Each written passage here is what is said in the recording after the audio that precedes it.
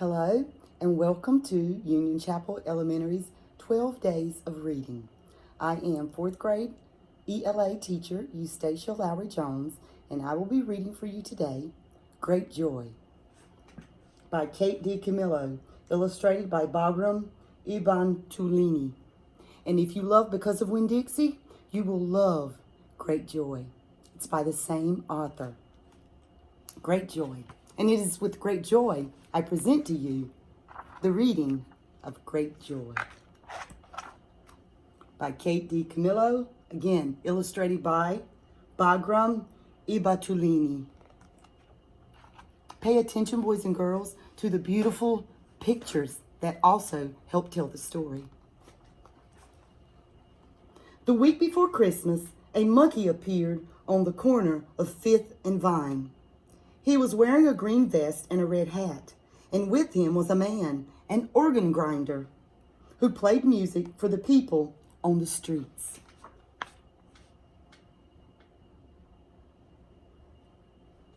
Get a good look at the monkey with the green vest and the red hat, and the man, the organ grinder.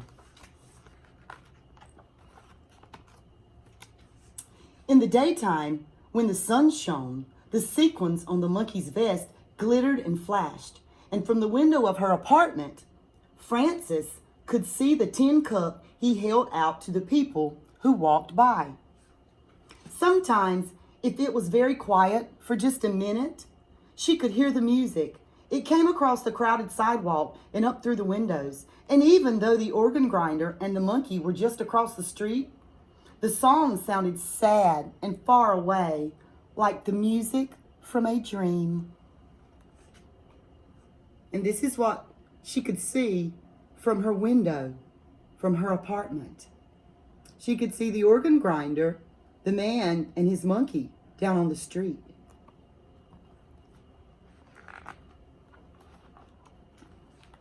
"Where do they go at night?" Frances asked. "Who?" said her mother. "That man and his monkey."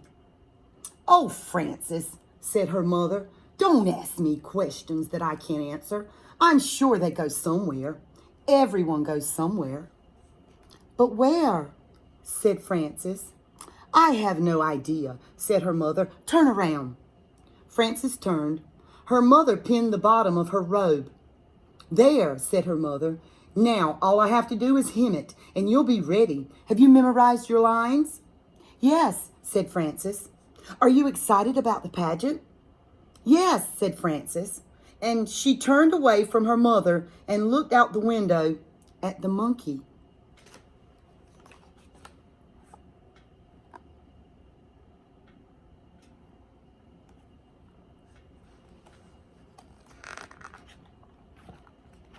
That night, Frances made herself stay awake.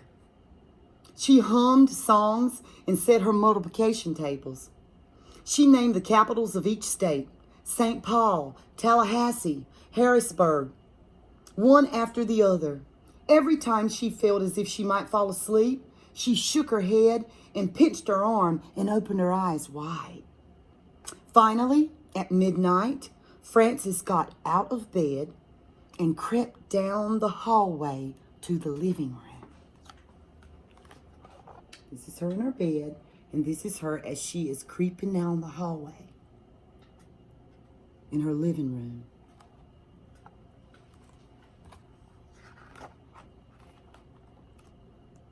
She looked down into the street.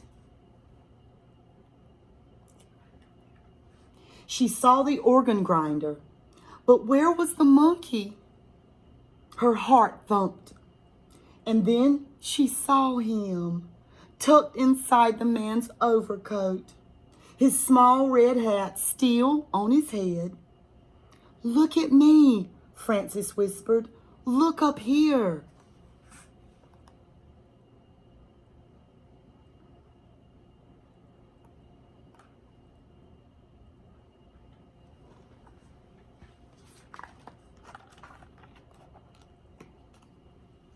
And this is Frances's window.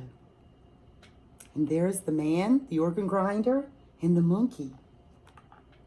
It was the organ grinder who looked up.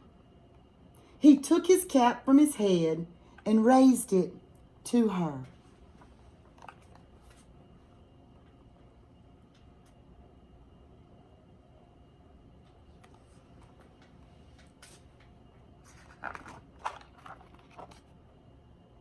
They sleep on the streets, Frances said the next morning, even when it snows. Oh, Frances, said her mother, maybe they could come for dinner. No, they can't come for dinner, said her mother. Why not? They're strangers, that's why. Eat your breakfast, Frances. You've got a big day ahead of you today.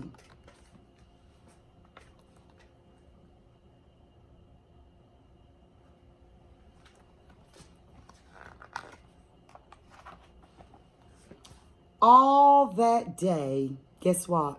It snowed. But by evening, in time for the pageant, the sky cleared. The snow was so deep that Frances had to wear her boots for the walk to the church. The organ grinder and the monkey were still on the corner. That's Frances and her mother coming out of their apartment, getting ready to go to the church for the Christmas pageant.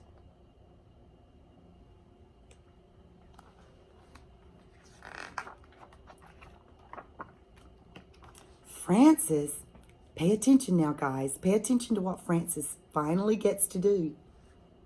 Frances ran up and put a nickel in the monkey's cup. I'm going to be in the Christmas play pageant tonight, she said. I get to wear wings, and I have one line to say. Do you want to hear it? Frances, her mother said, we're going to be late. Let's go. You can come, Frances said, turning back. The play is at the church. It's just down the street. You can both come. The organ grinder smiled at her, but his eyes looked very sad. You look, boys and girls. You look at the organ grinder, the man and his monkey. Look at his eyes. Do you think they look very sad?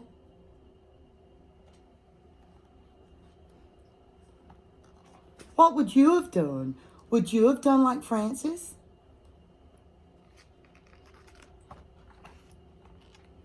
At the church, everyone else was already in costume. Hurry, the choir director said as he helped Frances put on her wings. The shepherds walked out first, and then the choir director pointed to Frances. Now, he whispered.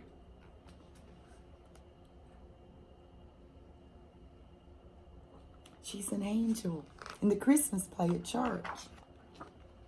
Frances stood very still. She opened her mouth, but the words would not come. Say it, whispered one of the shepherds. Say it, hissed an angel who did not have any lines of her own. The camel, which was really two people, swayed nervously back and forth. But Frances could not speak at all. All she could think about was how cold it was outside and how sad the organ grinder's eyes were, even when he smiled.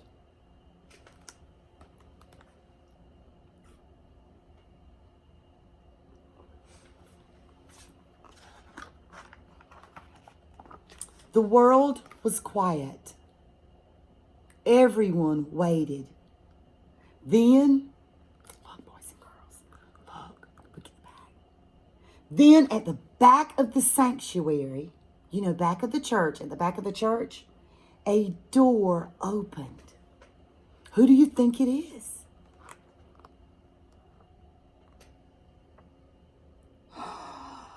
And how do you think this is going to make Frances feel? Frances smiled. Behold, she shouted, I bring you tidings of great joy. And because the words felt so right, Frances said them again. Great joy!